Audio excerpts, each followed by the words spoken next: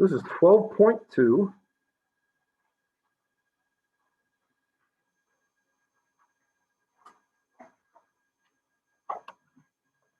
Acids, bases, and titrations. This whole unit is titled acids and bases. You guys might be wondering, oh, we haven't done anything with acids and bases yet. Well, we kind of have. But we got to get, before we understand what acids and bases are, we have to have our understanding of ions, which is what we did last week. We did all the net ionic equations and all that. Seeing those things break up is going to help us better understand acids and bases.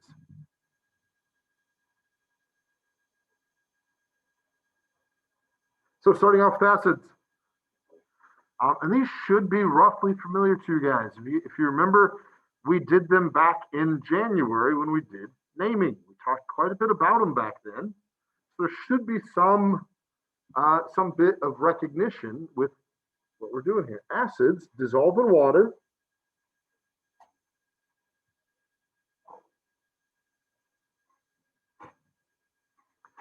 So that's not new, right? That's what we've been doing the last couple of days. We're dissolving things in water. And when they do,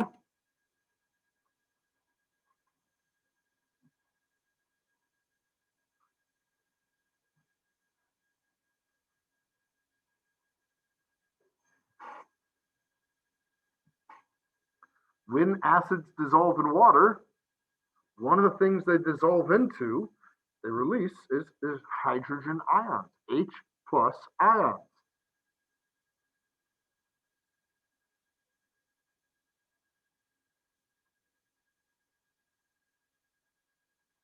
Cody, you see the screen all right from back there? Okay.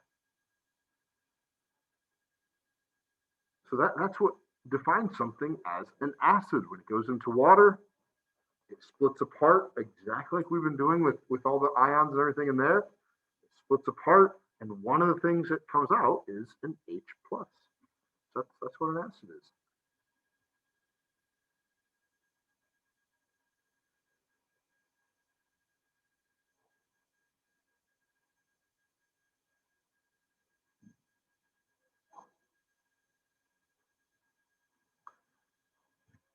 Again, this goes back to January when we were naming hydrochloric acid, sulfuric acid, and phosphoric acid. These are some of the common acids that we see. Notice they all start with an H. Again, that goes back to January. Acids always start with an H. Why? Well, because they have to release that H, and that's what makes them an acid. So acids are always starting with an H. This one happens to have two H's because sulfate, the ion, has a -2 charge. This one has 3 hydrogens because phosphate, the ion, has a -3 charge. 3 positive ones cancel it out. So these are some of the common acids we work with.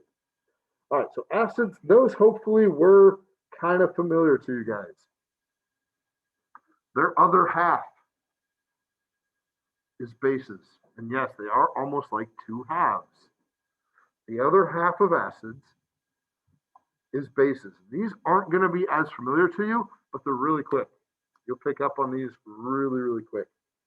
Bases also dissolve in water.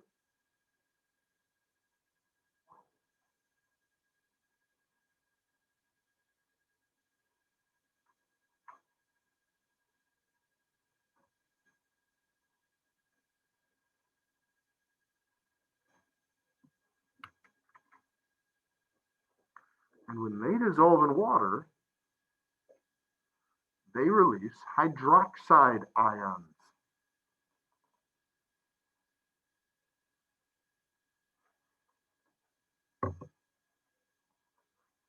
Hydroxide, hey, we have definitely used this enough that you guys should be somewhat familiar with it. It's on the back of your periodic table. It's one of our polyatomic ions. That's a hydroxide ion.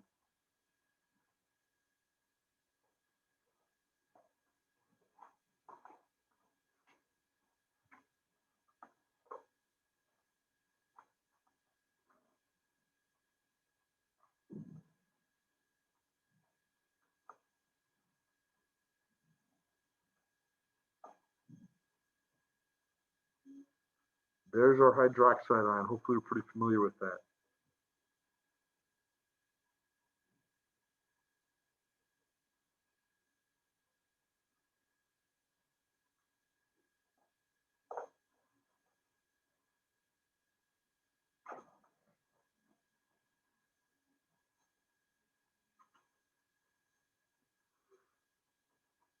Sodium hydroxide. Notice that OH. Potassium hydroxide, calcium hydroxide. Those are some really common bases.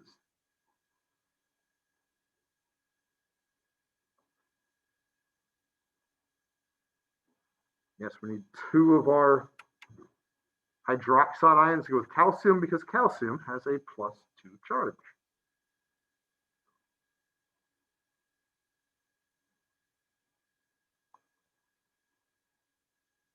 Hydroxide only a -1. So we need 2 of them. We put the parentheses around it. Say 2 of everything in there. All right, well, you guys know how much I love my diagrams. Here's the general formula of an acid. So again, it starts with an H. All acids start with H. Then we use the A there. It's kind of like an X in math class or an N in math class. It's a variable. You can plug in whatever acid you want to go right there. You could say it's Cl, you could say it's SO4, whatever. So when we put this into water, it's going to dissolve into A plus and H plus and A negative. That's what an acid does.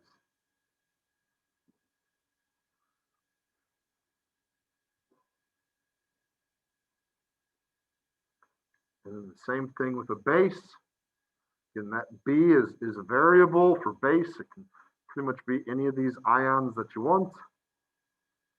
Substitute in for the B. It's going to have an OH. That's what makes it a base.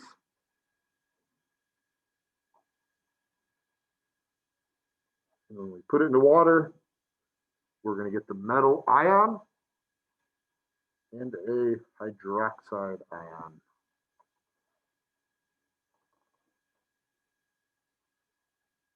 And that's the concept with acids and bases. Acids give off hydrogen ions in water. Bases give off hydroxide ions in water.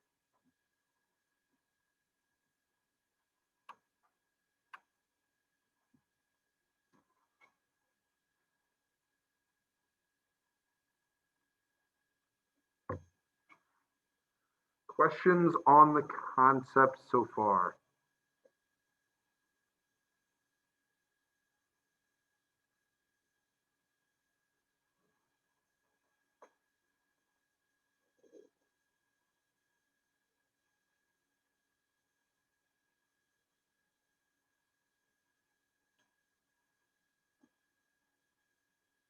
Cool. So we're identifying acids and bases. Huh? Awesome.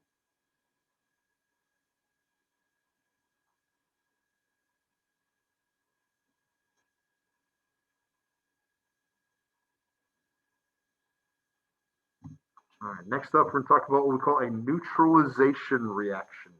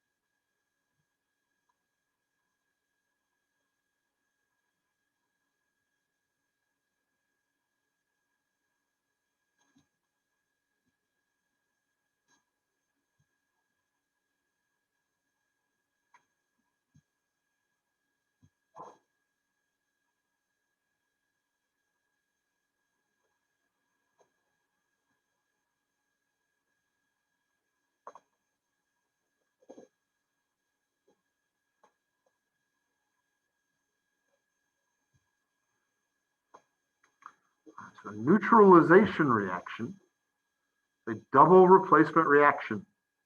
You know, our positive switch places, we end up with 2 new things. but very specifically, it includes an acid and a base. It doesn't really matter which way you say it. Does the acid neutralize the base? Or does the base neutralize the acid?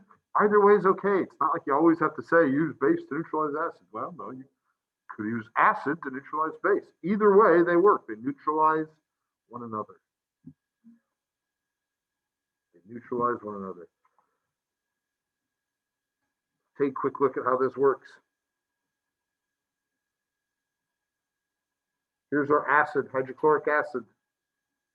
And we can react that. Now, guys, you could look up a rule, a solubility rule, if you wanted to. You'd find it in rule number 3, chlorides. Or you can just remember that, hey, when you're working with an acid, it has to be aqueous. That's what makes it an acid. In fact, it's dissolved and is released H+. So acids are aqueous, period, end of story. You don't really have to think too long and hard about it, but if you need a rule, you can find one.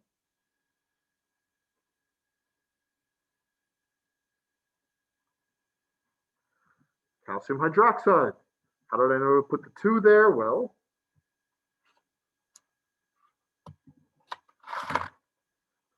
because calcium has a +2 charge. Hydroxide is only a -1, so I need 2 hydroxides to cancel out my calcium. Kind of the same story. We know it's a base. We know it's going to dissolve. So we know it's aqueous. We don't have to think too long and hard about that.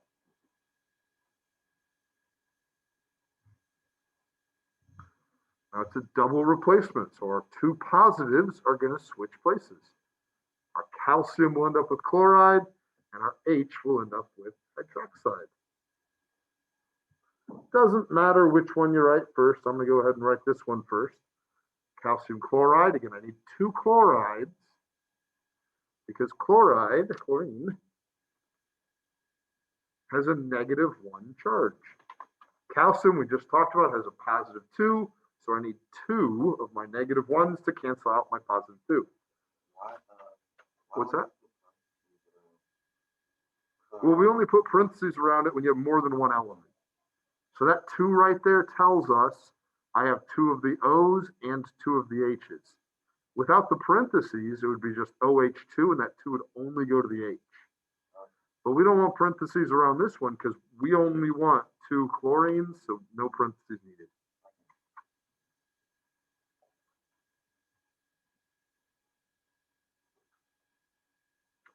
Rule number 3, chlorides are soluble. There's a couple of exceptions. Calcium's not one of them. So R soluble means it is aqueous. And we have our H now with our OH. What state of matter should this be?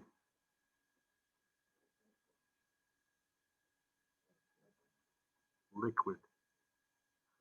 Yep. Hey guys, get used to recognizing this as water. Yeah, this is H2O. It's a different way of writing it. I recommend writing it like this. I think it's easier to see everything when you do. But yeah, it's still 2 H's, 1 O. This is water. That's a liquid. We have our acid. We have our base. Let's make sure we're balanced. I've got 1H. 1H, good start. 1 Cl, 2 Cl. Okay, well, I got to put a 2 out in front here. That also messed up my number of H's. So now I got to put a 2 over here. 1 calcium, but hey, that 2 works out because now I've got 2 hydroxides and 2 hydroxides. So we're good. We're good. Cool.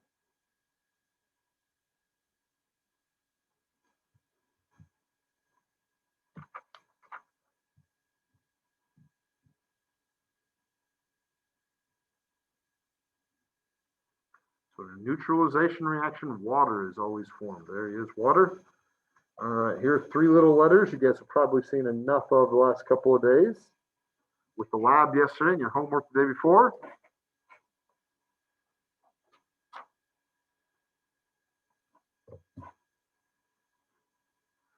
What's this complete ionic equation look like?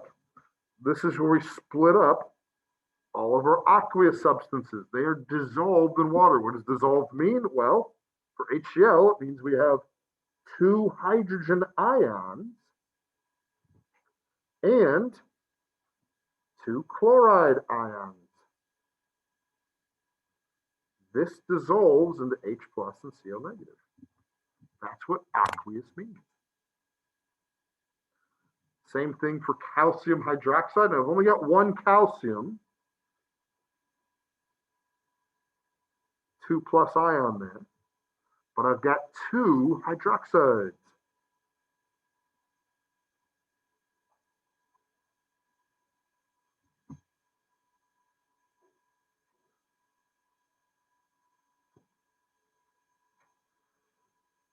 So here's the front side of my equation. All these things dissolve when I put them in water.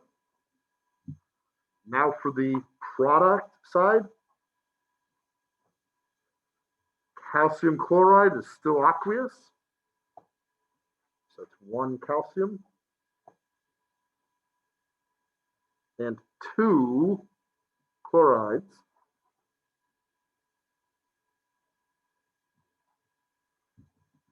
Water, my liquid, stays together. People at home, this was really big. Walking around as people in here in class were working yesterday, this is probably the biggest mistake I saw. So people at home, watch this. Watch this. A lot of people wanted to break this up into ions again. Don't. Whatever your non-aqueous product is, keep it together.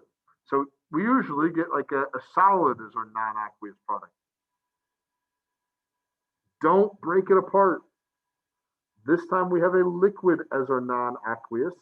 Don't put them into ions. Again, that's something I saw a lot of people here in class doing yesterday, guys. And again, the advantage of being here in class is I was able to correct them as we did it. People at home, you need to watch out for that. That'll cost you points if you break that up. Don't put that into ions. These are not ions. This is liquid water. So whatever you see up here should be the exact same thing down here. So people at home, watch out for that when you guys are working on that lab from yesterday. Excellent. Okay. Net ionic, we get rid of our spectator ions. H plus is aqueous. Over here, he's part of water. So he's not a spectator. He changes. Chloride ion. Aqueous. Chloride ion. Aqueous. Okay. He didn't do anything. I'm not going to write him. So let's start with H plus. Okay. We do write him. But I'm not going to write chloride. He doesn't react. He's not actually a part of this reaction. How about calcium? Got a calcium 2 plus ion here. I've got a calcium 2 plus ion there. They don't react. Calcium is not a part of this reaction, so I'm not going to write him. How about hydroxide? Well, there's an ion here, part of water over here. So yes, hydroxide does react. He does change. Cool. So I've eliminated my spectator ions. That's calcium and chloride.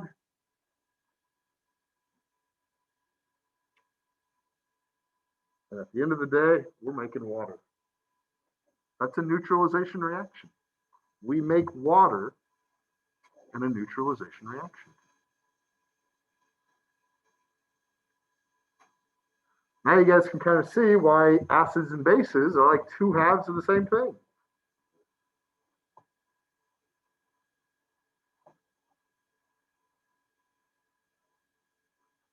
One of these days, I'm going to get it to where we're learning about acids and bases on Valentine's Day.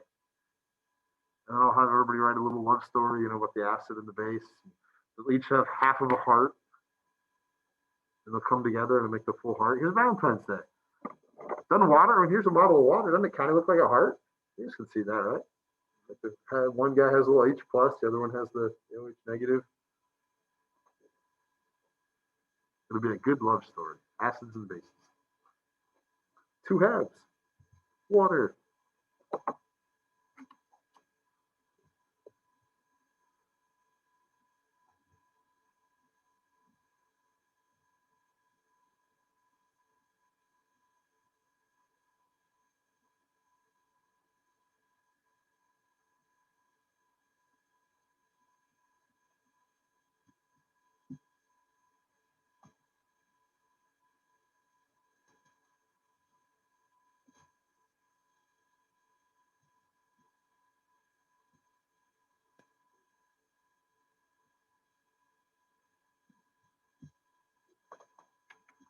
We're always making water as our product in a neutralization reaction. Acid and base are the two halves of water, H plus and OH negative.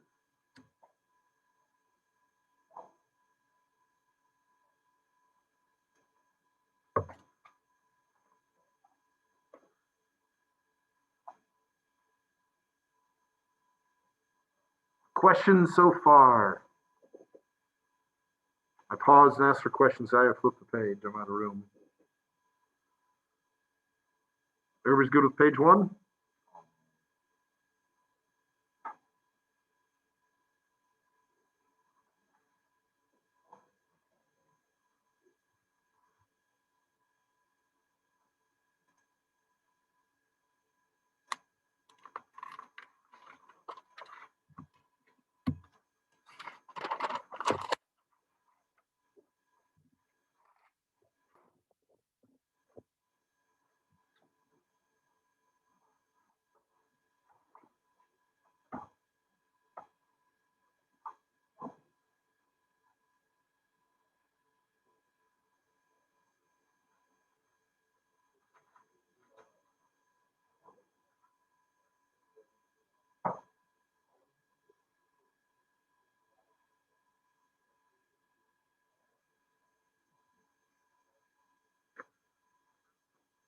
Perhaps you guys have heard of the pH scale, maybe even worked with it back to like junior high science, maybe?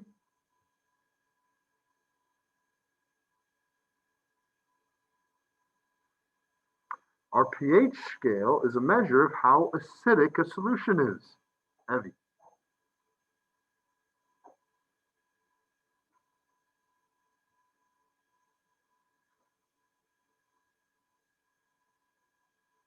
We are able to measure how acidic a solution is with what we call the pH scale. It does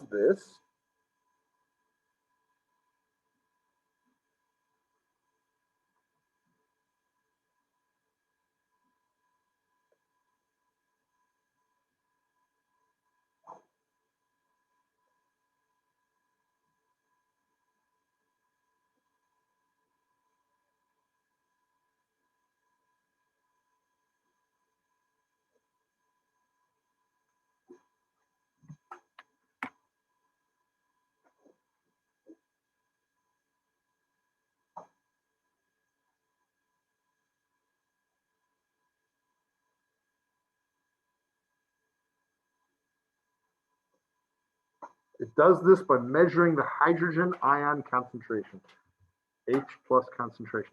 These brackets represent concentration brackets.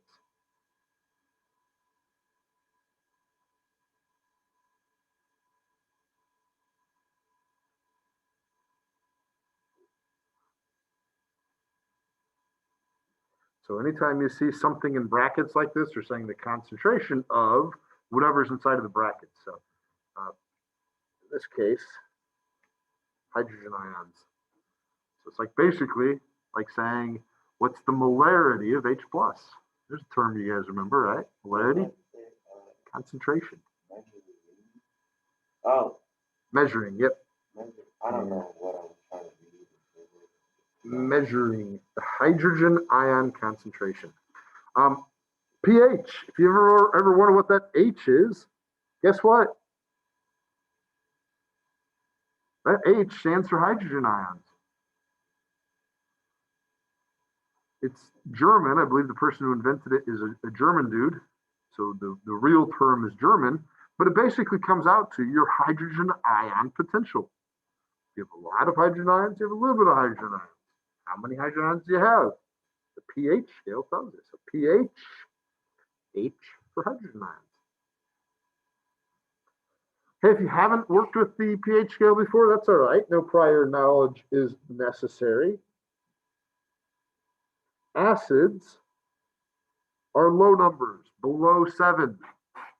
So anytime you have a pH below 7, you have an acid. 6, 5, 4, 3, 2, 1, 0, -1. Those are all acids.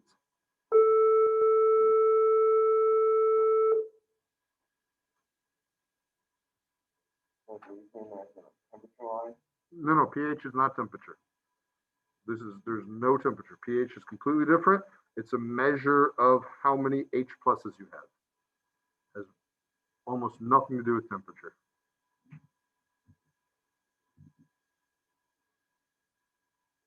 Neutral is 7.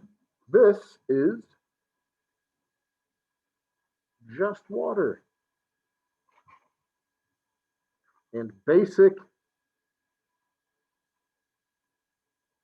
greater than 7.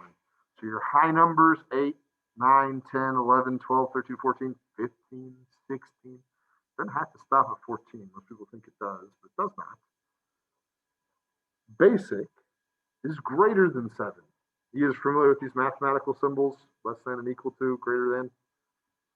Cool. So yeah, if you have something, a big number above 7, you have a basic solution. If you have something below 7, you have an acidic solution. This one here is the important one, at least for right now.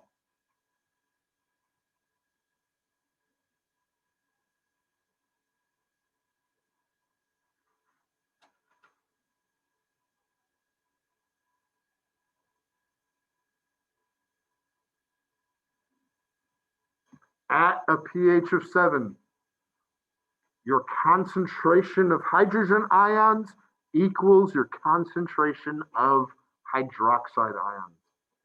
Your acids and bases are equal. It's just water.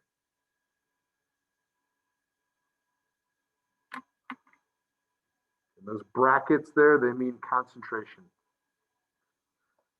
So going back a page to what we just looked at.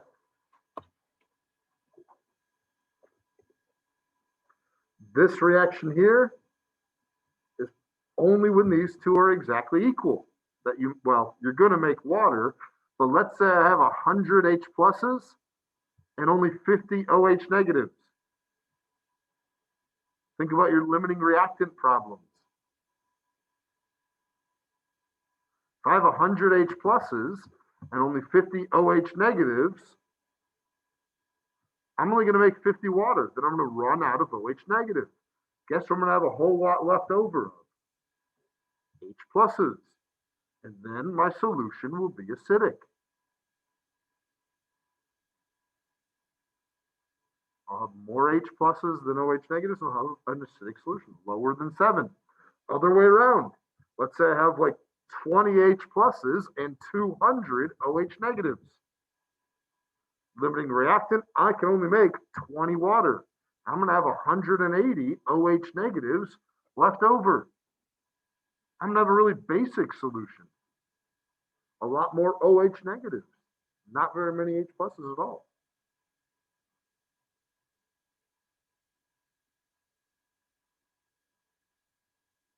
And that's the idea with the pH here. We're measuring, and basically it's a limiting reactant problem, right?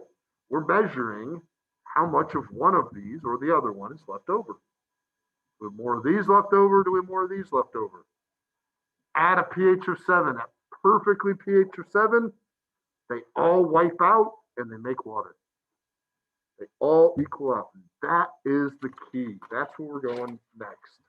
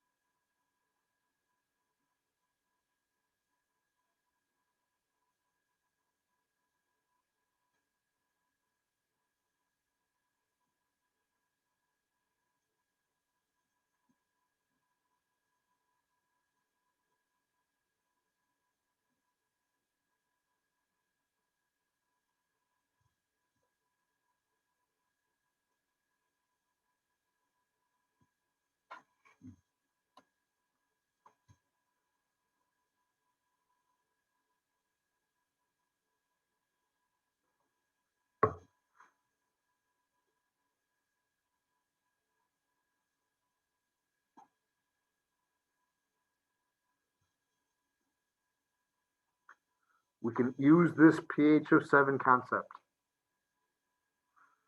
The fact that at a pH of 7, your hydrogen ions, your hydroxide ions are equal, your acid and your base concentrations are equal. We can use that to figure out a concentration of an unknown solution of acid or base. Could do either. That process is called the titration. Figuring out an unknown concentration is called titration. And this is practical. This is what I was really excited about. This is like real world. You can go out in the world and you can use this skill. People do every day. Here's what it looks like. You guys ready to diagram a little bit? You guys all right if I use a little color, red and blue, nothing base, just acid and base, just a little bit of color. You guys don't have to, but if you have them, if you want to add them, go for it. Red and blue is all the only two colors I'm using. It's not that you have to, but adds a little color. All right, so when we do a titration, you guys will get the opportunity next week. Fun stuff, and it's practical too.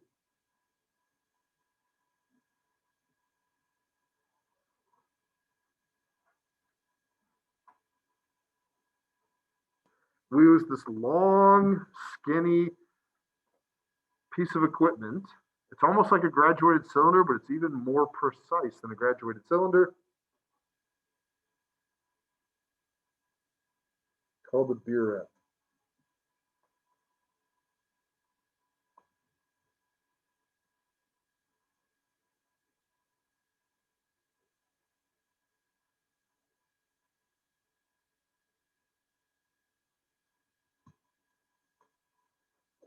So we're going to use a burette. It's this long piece of equipment. It's used for very precise volumes. Got these markings here, and we can find very, very exact, very precise volumes with our burette. Why is that important? Well, let's say we have an unknown concentration of acid. We use red for acid, kind of just the general color.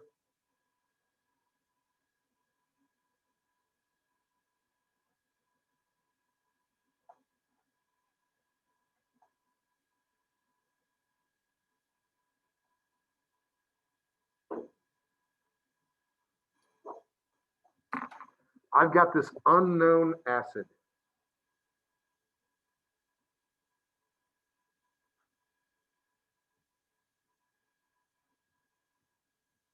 Could be a base, but in our case, it is an acid. So if you wanted to find out how basic something is, you'd put blue in there. But we're working with acid, so unknown acid, and this is called your analyte. Not a terribly important word since we're not testing this year, but in case you hear it, that's called your analyte. Pretty easy to remember because you're analyzing it. Analyte.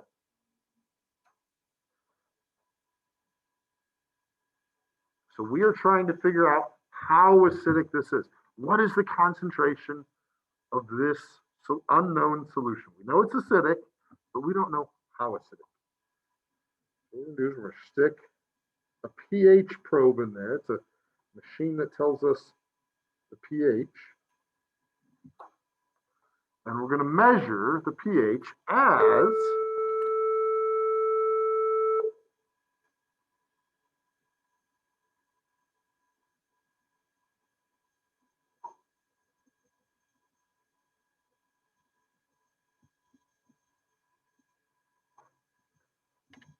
we add a known concentration of base. This is what this is right here. So blue for base.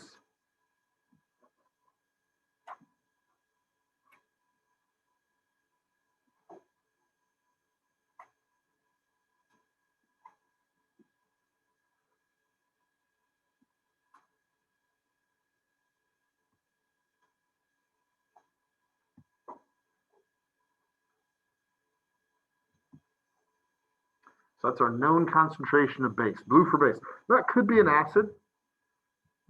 Could be an acid. If we were trying to figure out what the concentration of our base was, we would add acid. But we're working with an unknown concentration of acid, so we're going to add base to it. This material is called the titrant. So whatever you're adding in there is your titrant. This is your analyte. This is your titrant. And you're going to slowly let it drip in here. And you're going to measure the pH as it changes. And you're able to take very, very precise measurements.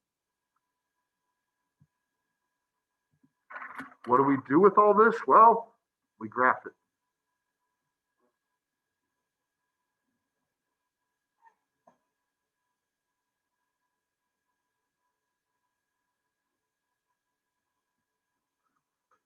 So on this side, we measure the pH.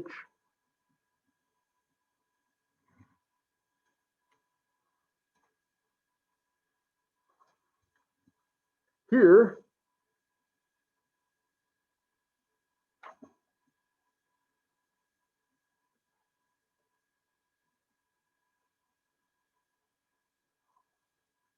we're looking at our volume of titrant, usually in milliliters. So how much titrant are we adding? Well, at the very beginning, we've added 0. So we'd expect to have a really low pH because we have just acid in here.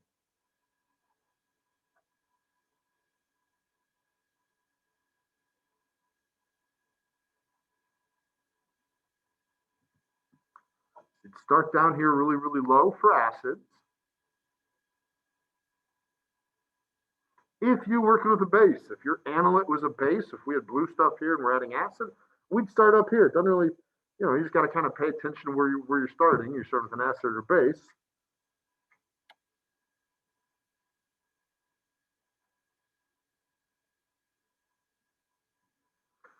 Start here for acid, start here for base. But we're using an acid, so we're going to start down here. And what we're going to do is we're going to continue to add base. So as we add base, actually at first, not a whole lot's going to happen. Not a whole lot's going to happen. We'll explain that more later when we get to actual how the pH scale works. But eventually, our pH is going to start to come up. As we add more and more base, our pH comes up, and then it shoots up like exponentially. And then it kind of levels off when you get to a high value.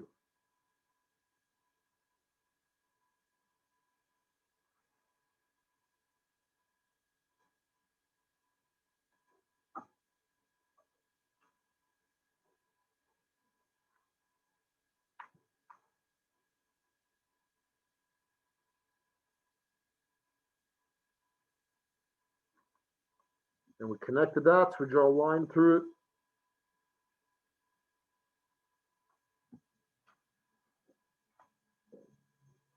And the important part is right here. We need to know when it hits that pH of 7. Joshua? When we do the graph, fill it out, I'm just finding I wouldn't say the mean, but it's where exactly does it hit 7? Right. Yeah, you want to see where it hits 7. So again, you'd have your graph built, and you may not have that exact data point. Like maybe you have a data point at 11 milliliters and between 11 and 12. So what you'd do is you'd follow over from 7 so it hits the line and then go down and say, okay, it wasn't at 11, it wasn't at 12, was that, we'll say 11.4. But that's exactly what you're going to use your graph for.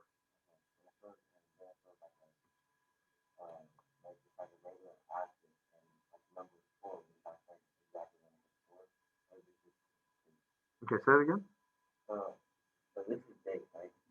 Well, we're starting with an acid, and as we add base, it gets more and more basic. We're getting a higher and higher pH as we add base to it. Oh. So the more of the blue stuff that we add, the higher our pH goes. It's getting more and more basic.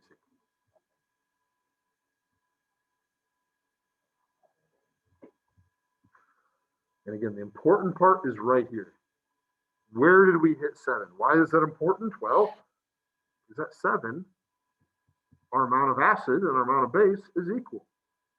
That 7 is really, really important. That point is called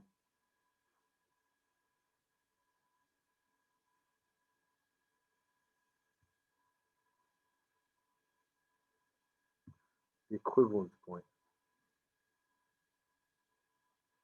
Again, equivalence, like they're equal, because that's where H plus equals OH negative.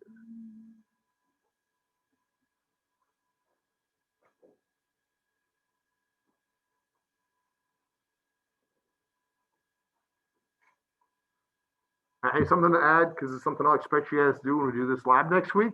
We haven't done nearly enough graphs this year, just kind of been the way it is. But whenever you guys make a scatter plot like this, where you're adding points and putting a line through them, always, always, always circle your data points. Makes it easier to see. So always get in the habit of circling those data points.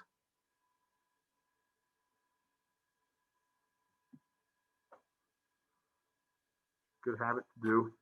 Worth a point on a lab too for me, or cost you a point if you don't do it, whichever way you want to look at it. All right, then at the end of the day, the important part here is that pH, and what we want to know is how much base did it take to get there? What is this volume? That's the important part of all of this.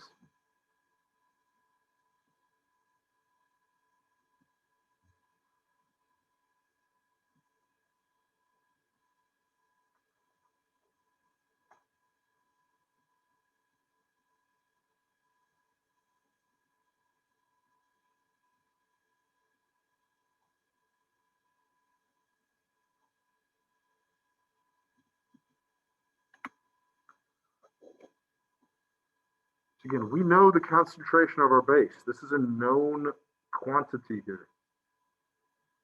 If we know the concentration and we know the volume, we can figure out the number of moles. If we know the number of moles, then it's the same number of H plus moles. So we can convert it into a concentration of our unknown. And guys, this is really practical. Farmers do this. I don't know if farmers themselves do this or if they just hire out other people, but they got to test the acidity of their soil. It matters. How acidic is your soil? Is it too acidic for some crops, not acidic enough for other crops? They need to know. So they do titrations. City of Indianapolis probably does this all the time. Fishers probably as well. How acidic is our drinking water? We need to know. If it's too acidic, people really shouldn't be drinking it. So we do titrations. And this is real world applicable stuff. This is what we've been working on for months to get to this point right here. It's exciting stuff. Doctors do this all the time. Equivalence point, titrations, figuring out how to max different levels. Good stuff. How excited are you guys, huh? Awesome. Awesome. You guys want to see it in action? Yep, I know you did. Yep. Let's see it in action. All right.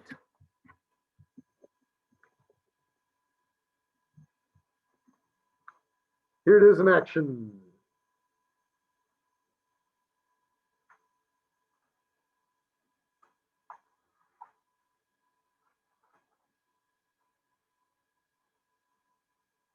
Oh, you just missed my awesome curve. Yeah?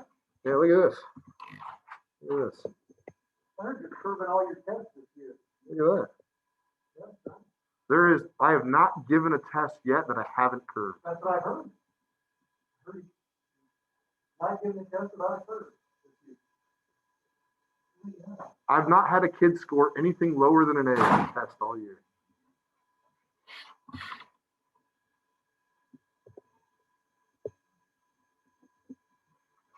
All right, sorry, back to what we're doing. He's a distraction. 20 milliliter sample of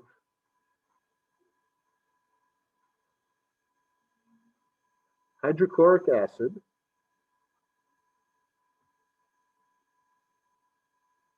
Kind of redundant to call an acid a solution. Of course it's a solution. It's an acid, it's dissolved in water, but hey, that's where we're going. So.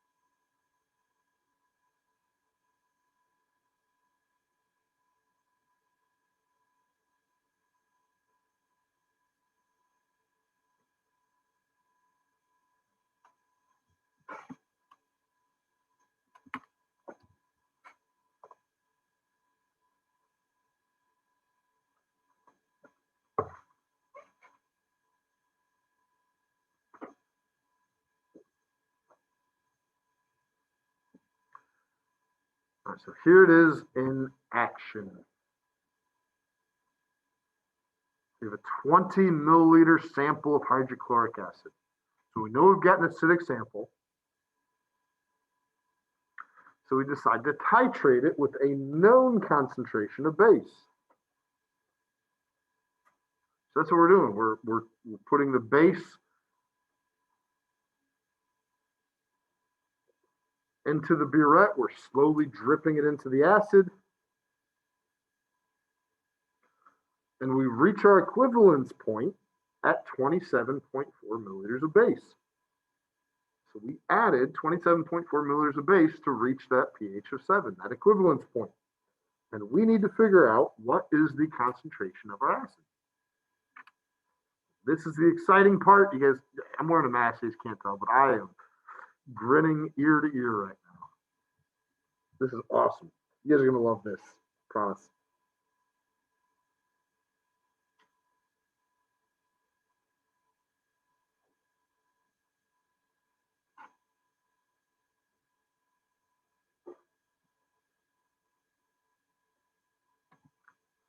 It all ties together. How exciting. Everything we've been doing for the last several weeks all ties together right here for us to solve a problem. We get to use a little bit of this and a little bit of that. And why have we've been working on this stuff for 10 straight weeks? So we can do this. This is awesome. Really good stuff, huh? This is like stoichiometry, but for solutions. Awesome. Okay. So like stoichiometry, the first thing we have to have is a balanced chemical equation. Hydrochloric acid. We've got hydro and we've got ick. My ride has hydraulics. Hydraulics. If you have hydro and you have an ick, hydro, ick, then it really ends in IDE. So we're looking for chloride. Chloride. That's pretty easy. Chloride. It's just on the front of the periodic table. If it ends in IDE, it's probably on the front of the periodic table. So there it is, chloride.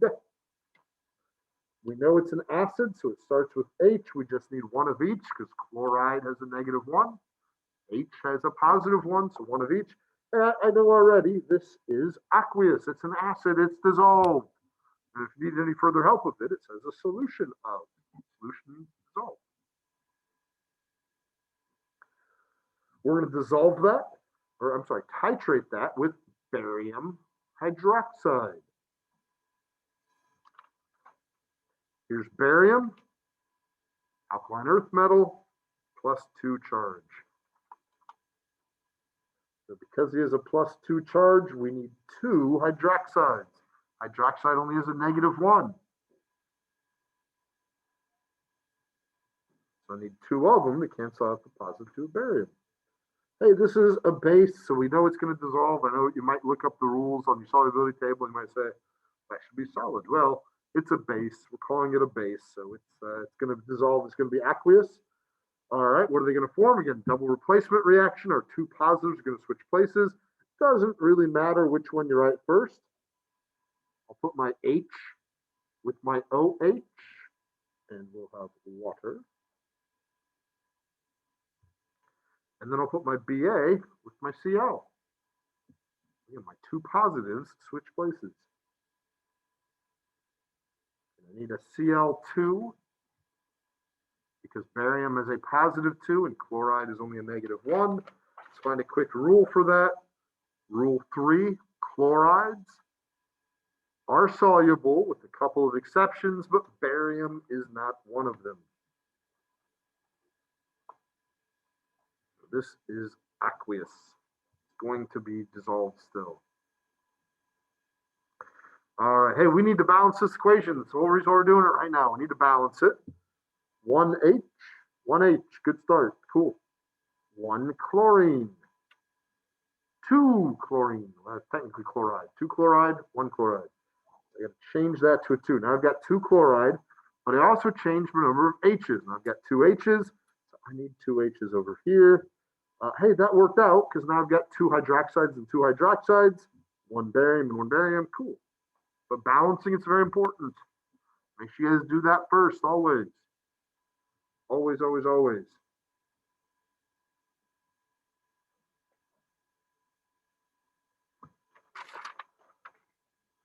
All right, now we're ready to solve. Just like stoichiometry, what are we looking for? Determine the molarity of the acid. Guys, we know molarity. We can get this one started at the very least. How many moles of HCl per liter of HCl? That's molarity. That's the molarity of our acid.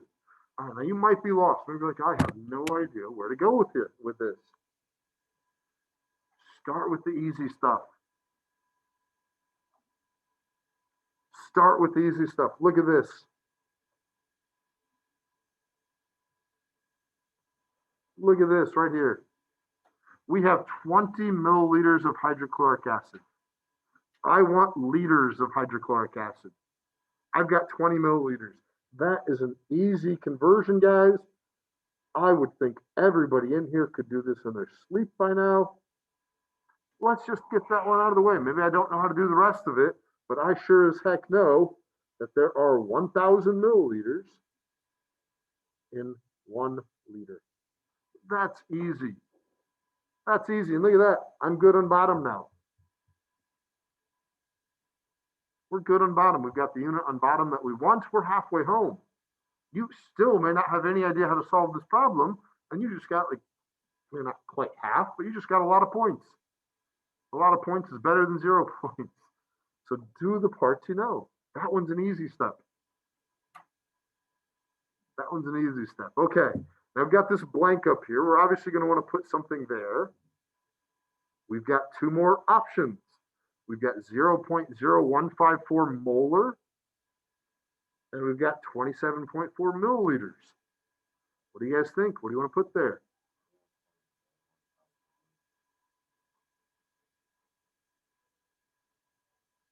Why not? I do not want to put the molar there. Why not?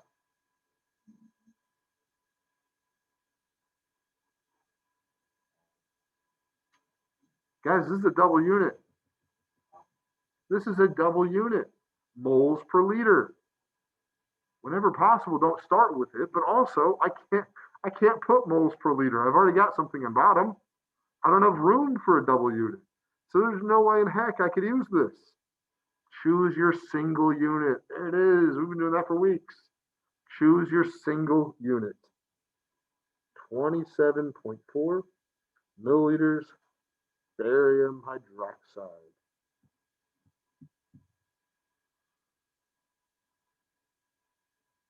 All right, so we've already gotten our liters on bottom. We're good with half of it. We need to go milliliters of barium hydroxide to moles. May not be evident at first, but one step of the way, making sure we're always canceling out our units, we can do this. Well, I know I'm going to be using molar, and molar is moles per liter. So let's get out of milliliters and let's get to liters. Sounds like a good first step to me.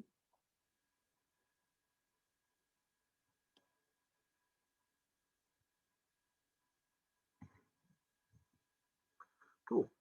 We're out of milliliters into liters. Now that we have liters, let's use that molar, right?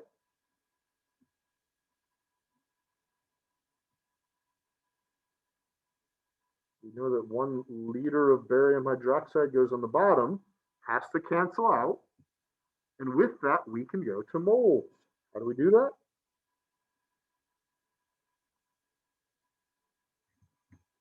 We use the molarity. Big M is moles per liter. Moles per liter.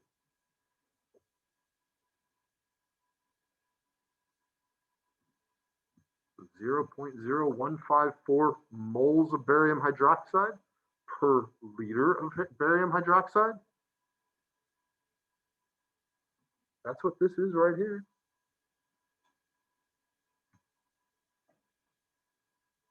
We're close. I can feel it. We got moles on top. Unfortunately, we want moles of HCl, and we have moles of barium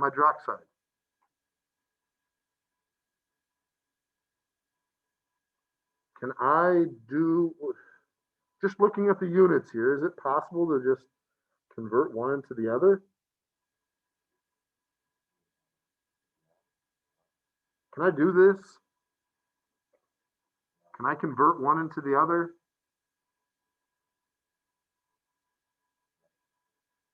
Yeah. Guess how? Balanced chemical equation. That's what this balanced chemical equation tells me.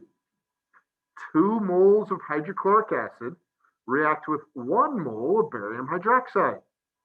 That's a mole to mole ratio. That's the whole reason why we spent all that time writing out our balanced chemical equation, is we can use it right here in this step. There are 2 moles of barium hydroxide. Oops, sorry, they're not. They're not. Don't listen to me. There are 1 mole of barium hydroxide. See up here's the numbers. 1 mole of barium hydroxide and 2 moles of acid. 2 goes with the moles HCl, the 1 with the barium hydroxide. And look at that, guys. Look at that. We've got moles of HCl on top. Everything else is canceled out.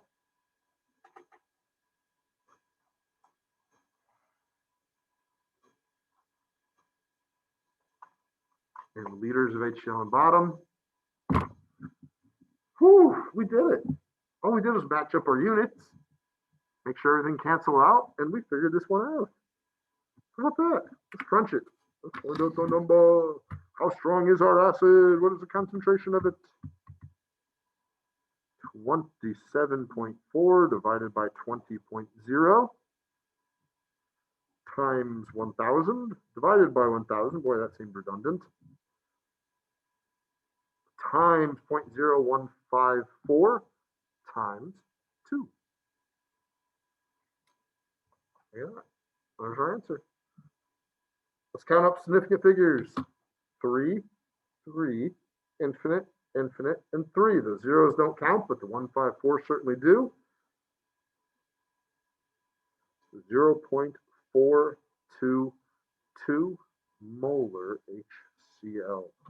That number after the 1 is a 9, definitely enough to round up. So 0.0422 molar HCl. Well, we solved for the concentration of our acid. How about that? How about them apples?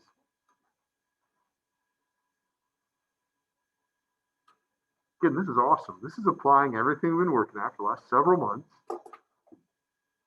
and solving a legitimate real-world problem. Is the water safe to drink? Is it good acidic to grow my crops? Is that factory polluting too much?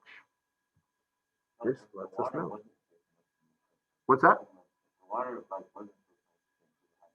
I can't. You're gonna have to speak a little bit louder. If the water wasn't good enough to drink, like it had too much acid, how do you like remove that? Yeah, so cities like ours have treatment plants where they can release chemicals into the water, and like they'll say, okay, well it's such and such an acidity today, so we need to release. They do all this math and figure all this out, and you guys can do this math. Look, you're looking at it.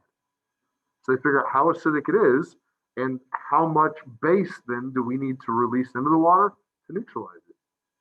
If it has a pH of 6, that's pretty close to 7, we don't need to neutralize it that much. Or, man, we just got a bunch of acidic rain. You guys have heard of acid rain? We just got a bunch of acid rain from Chicago that was polluting on us. So our rivers are a little bit higher pH or lower pH today. We need to release more base in the water to neutralize it. So yeah, this is real world every day. People are using it all the time. You guys want to do another example, or you think you got it?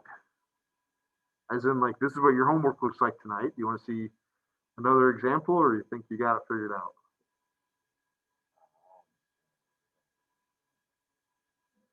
People at home, you're gonna have to chat at me or unmute yourselves, one or the other.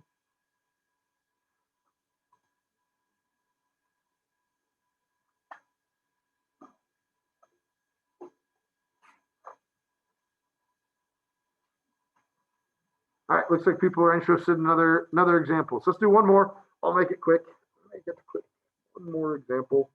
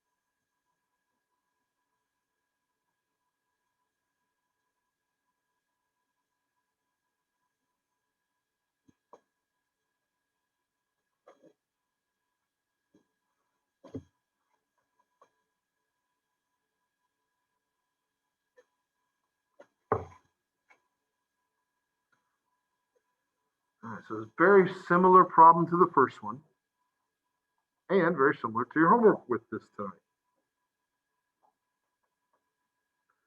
Calculate the molarity of acetic acid when 21.2 milliliters of acetic acid is titrated with 15.5 milliliters of a 0.215 molar potassium hydroxide solution. All right, so here's our known solution, and here's our volume of known solution. Here's our volume of our unknown solution. We need to figure out the concentration of our unknown solution. Always start to the balanced chemical equation. Make sure you guys are balancing chemical equations. All right, acetic acid. Hey, that's one we haven't seen before. I guarantee you guys have heard of it. You probably just heard of it in your common name, though. Common name, anybody? Bet you know, you bet you have someone in your home in your kitchen right now. Acetic acid, the common name?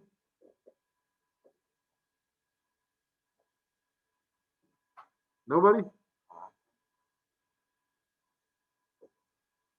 Vinegar. This is vinegar.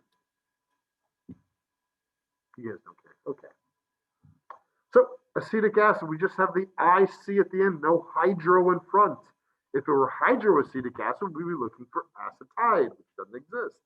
But acetic, just the IC, remember your limerick. I see it.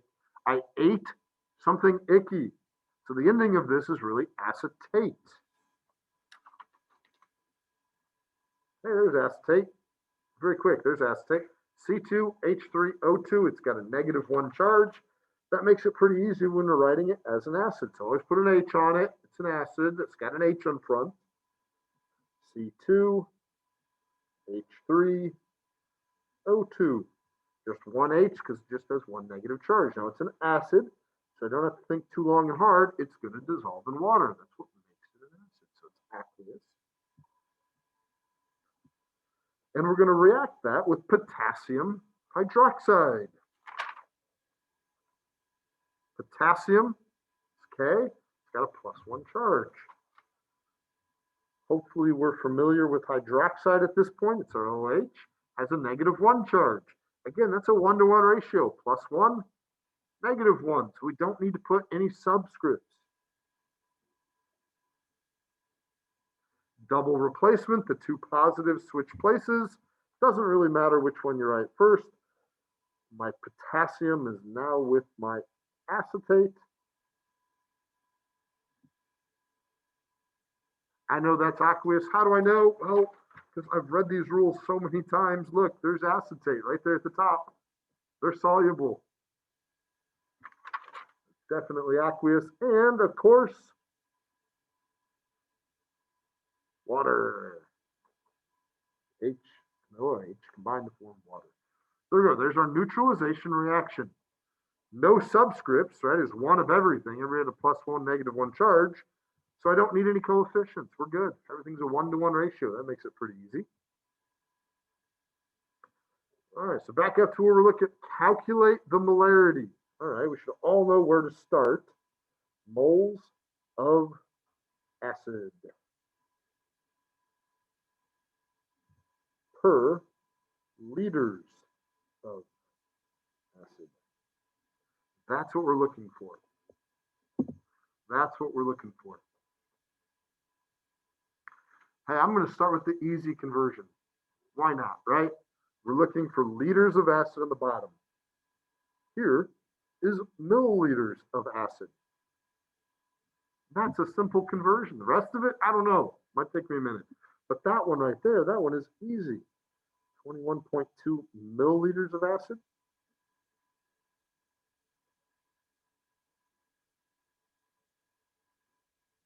I can very easily convert that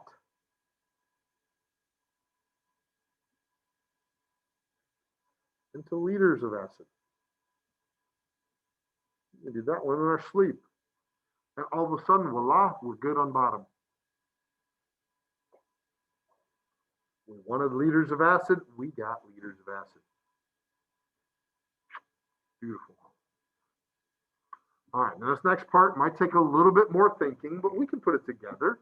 We can get most of the way home at least. I mean, I'm sitting here with you guys, so we get all the way home. But if you're by yourself, you should think, hey, I can get most of the way there at least.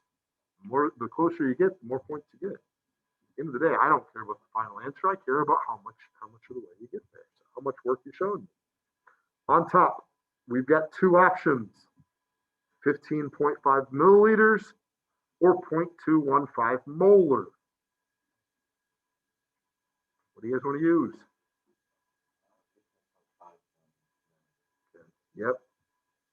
Use the single unit. Milliliters is 1 unit. By this point, guys, we have to be saying molar as moles per liter. That's a double unit. You couldn't use it if you wanted to. You already got something bottom. So let's start with that 15.5 milliliters of base. Again, first step comes from a little bit of experience, but you guys are building experiences, 2-3 weeks in now. You guys know that we don't want to be working with milliliters when we're working with molar. We need liters. So I'm just going to get rid of those milliliters. First step. I need to put the milliliters on bottom. Convert that into liters. There we go. Milliliters out of the way. We're into liters. I know liters is going on the bottom of my next step. It's just a game of matching. I've got liters on top here. I need liters on bottom. With liters, we can go to moles. That's the beautiful thing about molarity. Let's just go to moles. How many moles? 0.215. 0.215 moles per liter.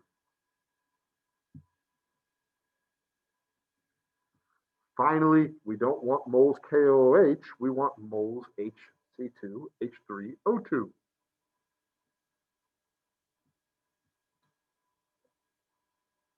This is why we had a balanced chemical equation.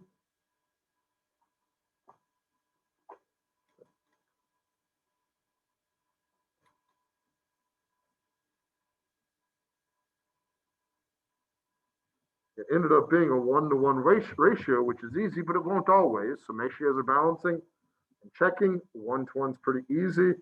Guys, there we go. Look, canceled out that immediately and got my liters on the bottom. Good, we were done. Then I canceled out this right here. Then I canceled out this. Then I canceled out this. And I got moles of acetic acid on top, liters of acetic acid on bottom. That's exactly what we wanted. We just need to crunch our numbers.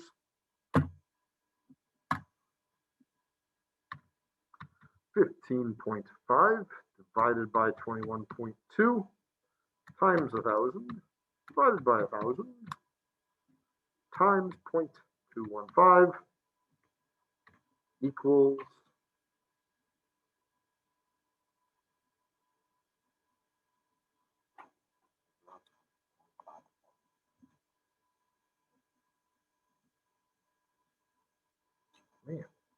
Get my letters right today.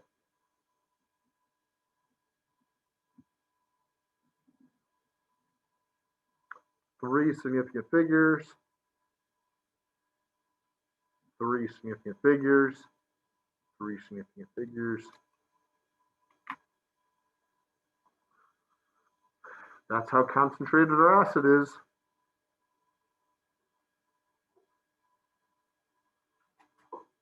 Or is it like the higher it gets, the more acid it is? The lower the pH, the more acid. But pH is not the same thing as concentration. So yeah, the bigger the concentration, the more acidic it is. We'll talk about how pH and concentration, how they relate. We'll talk about that more next week and then after spring break. But, yep. Cool people at home, questions?